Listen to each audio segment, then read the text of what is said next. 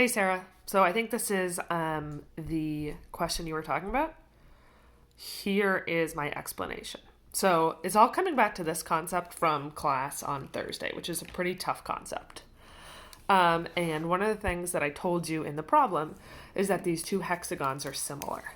So just like in our similarity unit, I normally like to organize my work so everything related to the little hexagon is in the numerator and everything related to the big hexagon is in the denominator. So that's what I'll start with.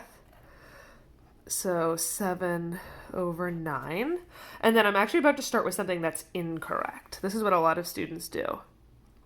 So 210, that's the area of the big hexagon. I'm going to put that in the denominator. And then we're solving for the area of the little hexagon. So it's going to be x. So this is wrong, but this is what I see a ton of students do.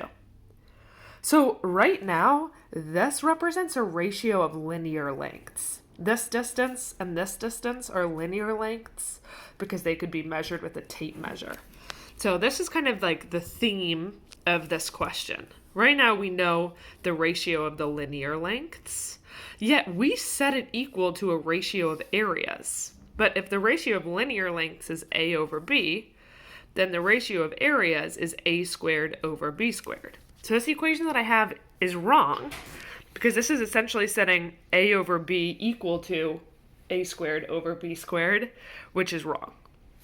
So if we think of this as a over b, and this is a squared over b squared, those aren't equal, which is why this equation is not true.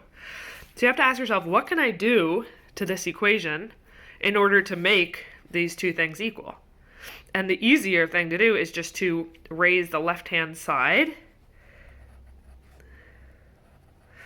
to the power of 2, right? Because that's like squaring the numerator and the denominator, and now these things are equal. So now that I've squared it, now I'm just cross-multiplying. So let's see. 7 squared times 210 gave me 10,290. And then 9 squared times x, that's 81x. So then if we divide both sides of the equation by 81, we should get our final answer, which I hope is the answer that I got on that edge elastic assignment, 127.04. And that would be in inches squared because we're reporting area.